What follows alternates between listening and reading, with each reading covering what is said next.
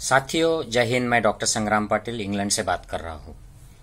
साथियों, डब्ल्यूएचओ ने चाइना का और एक वैक्सीन अप्रूव किया है इमरजेंसी यूज के लिए।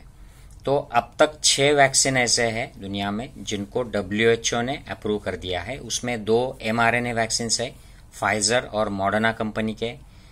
2 जो है वो वायरस वेक्टर वैक्सीन है, जो हमारे यहाँ पर ऑक्सफर्ड एस्ट्राजेनिका का बनता है इंडिया में, कोविशील्ड, और दूसरा जॉनसन एंड जॉनसन। और 2 ऐसे वैक्सीन है जो inactivated virus killed virus vaccine है, जो दोनों चाइना के हैं। पहला साइनोफार्म जो पिछले महीने अप्रैल में अप्रूव हुआ था, और साइनोवैक अभी अभी अप्रूव हुआ है। और ऐसे ही टेक्निक से बना हुआ इनएक्टिवेटेड किल्ड वायरस का इंडिया का जो वैक्सीन है कोवैक्सीन, इसको अभी तक डब्ल्यूएचओ ने अप्रूव नहीं किया है।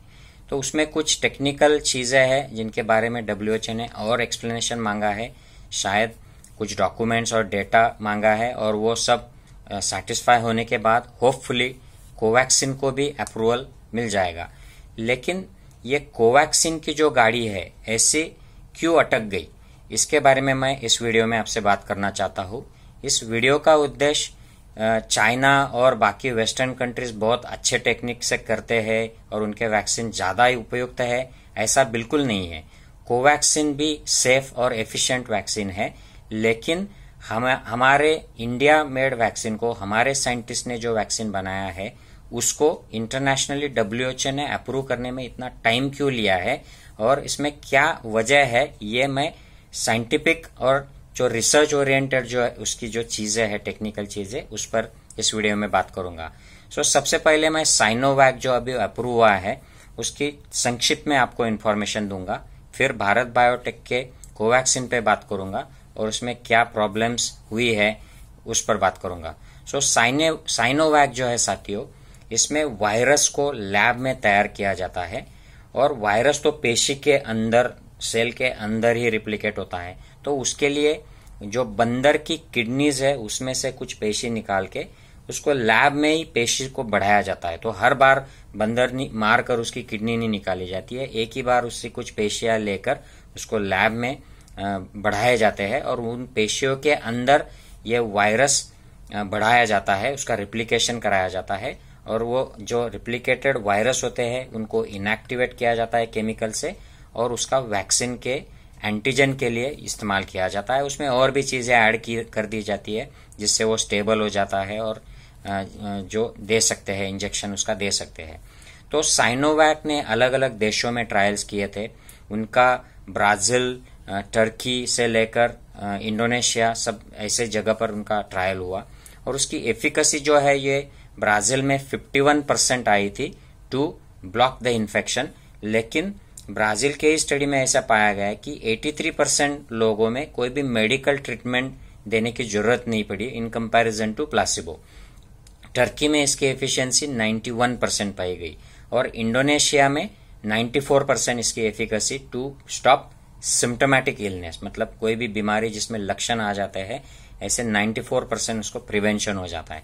तो ये काफी अच्छी एफिशिएंसी है। इसमें जो सेफ्टी डेटा है वो भी अच्छा है।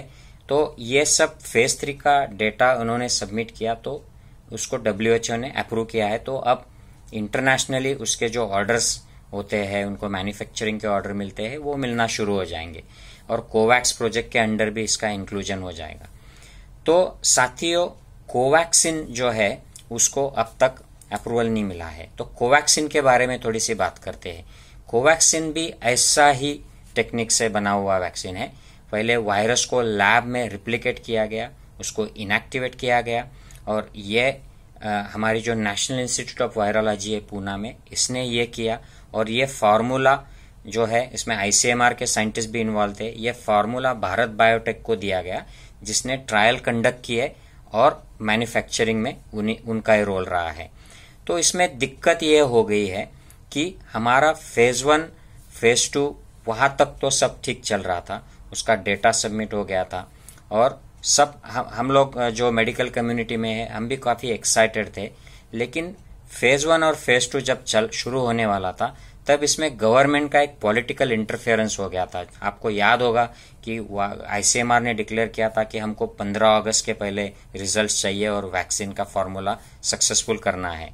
तो इसको ये पॉलिटिकल जो इंटरफेरेंस रहता है, इसको शुरू से ही इसमें बीच में आ गया था।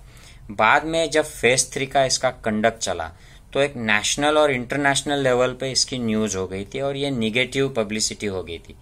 एक पेशेंट उसमें डेथ हो गई थी, उसके बावजूद ट्रायल रुकी नहीं थी। हालांकि भारत बायोटेक ने उसका एक्सप्लेनेशन दिया था कि ये वैक्सीन से अनरिलेटेड है, लेकिन जैसे ऑक्सफोर्ड जॉनसन ने पेशेंट कॉम्प्लिकेशन के बाद ट्रायल रोक दिए थे, वैसे होना चाहिए था। उसका इन्वेस्टिगेशन के बाद फिर से ट्रायल रिज्यूम करने चाहिए थे। तो ये भारत बायोटेक ने किया नहीं था, तो उसकी वजह से इसकी निगेटिव पब्लिसिटी हो गई थी, जो लैंसेट में भी छप के आ गई थी। और अगली जो बात हो गई कि इनके कुछ जो पार्टिसिपेंट थे भोपाल के कुछ हॉस्पिटल्स में, पेशेंट्स को बिना इन्फॉर्म किए हुए कुछ लोगों को पैसे देकर ऐसे वैक्सीन दिया गया था, जो ट्रायल के एथिक्स के खिलाफ होता है। तो ये भी बात इंटरनेशनली छप गई थी, ये लैंसेट में भी आ गई थी। और जब अप्रूवल की बारी आई तो फाइजर जैसा इंटरनेशनली अप्रूव्ड वैक्सीन जब इंडिया ने अप्रूव नहीं किया दिसंबर में, सबसे पहले जिन्होंने एप्लीकेशन किया था, उसी टाइम पर कोविशील्ड के साथ कोवैक्सीन को भी अप्रूवल मिल गया। और उस वक्त कोवैक्सीन का फेज 3 ट्रायल चल रहा था और उसका कोई भी डेटा, इंटरिम डेटा भी आया नहीं था। उसकी एफिकेसी, साइड इफेक्ट, ऐसा कुछ भी पता नहीं था। उन्होंने सबमिट भी नहीं किया था, फिर भी उनको अप्रूवल मिल गया। और अप्रूवल के वक्त जो गवर्नमेंट के बॉडी ने, डीसीजीआई ने जो वर्डिंग्स यूज किए वो बड़े डाउटफुल थे। इससे इंटरनेशनल कम्युनिटी कंफ्यूज हो गई और इंडियन जो डॉक्टर्स है, इंडियन ओरिजिन के जो बाहर डॉक्टर्स बड़े पोजीशंस पे काम कर रहे हैं, और इंटरनेशनल कम्युनिटी ने भी इसको काफी निगेटिव तरीके से लिया था। इसको कुछ डॉक्टर्स तो सामने आए थे और बोल रहे थे कि मैं ये वैक्सीन नहीं लूंगा, और ये इंडियन डॉक्टर्स थे। तो इसमें इन्होंने कहा था कि इमरजेंसी रेस्ट्रिक्टेड यूज ऑथराइजेशन। तो इसका मतलब यह है कि अगर इमरजेंसी सिचुएशन नहीं होती तो हम आपको अप्रूवल नहीं देते, आपसे कुछ और डेटा हम मांगते। तो ये इसका मतलब था। और दूसरा जो वर्डिंग गलत इस्तेमाल हो गया था वो ये कि इसको restricted use in trial mode. तो ये कभी भी हमने सुना भी नहीं था ऐसा कि ये एग्जैक्टली कौन से मोड में कर रहे हैं। आप पेशेंट्स को दे रहे हो, लोगों को दे रहे हो, या जिनको दोगे उनको ट्रायल में इंक्लूड कर रहे हो, ये कुछ क्लियर नहीं था साथियों। तो इसकी वजह से काफी कंफ्यूजन हो गया था। तो आप देखिए, इसको अप्रूवल मिल गया कोविशील्ड के साथ, लेकिन इसका इंटरिम डेटा मार्च में पब्लिश हुआ था, वो भी इनिशियल डेटा। उसका एक्चुअल इंटरिम डेटा अप्रैल में रिलीज हुआ था। और मार्च और अप्रैल के बीच में उन्होंने एफिकेसी में भी from 80% they dropped it to 78%। तो ये डेटा अप्रैल में आया, इसका मतलब उसको अप्रूवल के लिए अप्रैल में कंसिडर करना चाहिए था, लेकिन हमने उसको अप्रूवल 3-4 महीने पहले ही दे दिया था और ये वर्डिंग का उसमें गलत वर्डिंग का इस्तेमाल किया था। तो इससे ये ऐसा लगा सबको कि इसमें गवर्नमेंट का पॉलिटिकल इंटरेस्ट है।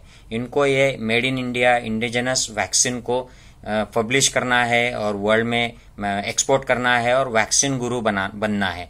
जैसे लोगों को समझ रहा था, दिख रहा था गवर्नमेंट का अप्रोच, उससे ये पता चला।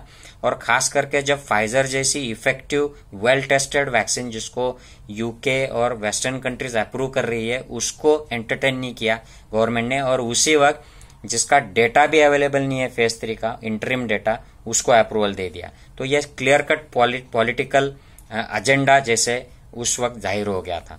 तो इन चीजों की वजह से जो रिसर्च कम्युनिटी है, हालांकि डब्ल्यूएचओ के अलग अलग जो विभाग है उन पर भारतीय मूल के लोग हैं, वहां के चीफ साइंटिस्ट तक इंडियन ओरिजिन के हैं।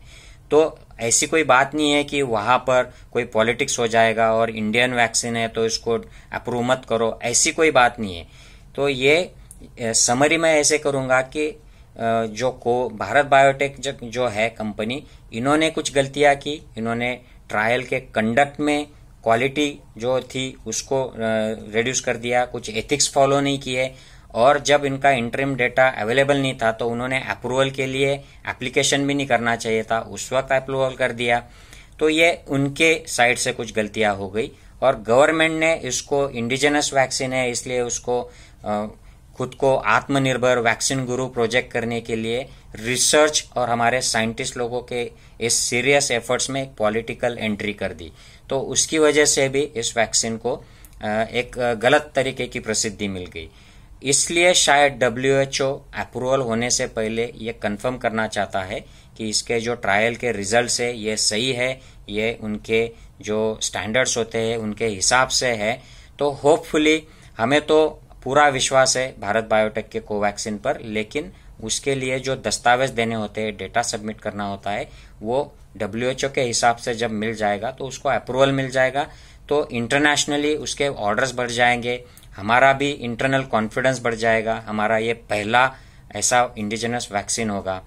आई होप इस इंफॉर्मेशन से आपको कोवैक्सीन को अप्रूवल में क्यों दिक्कत हो रही है, इसके जो रिसर्च ओरिएंटेड जो टेक्निकल एस्पेक्ट्स है वो बातें समझ में आई हो। Please do share with your friends and colleagues. Take care, bye bye.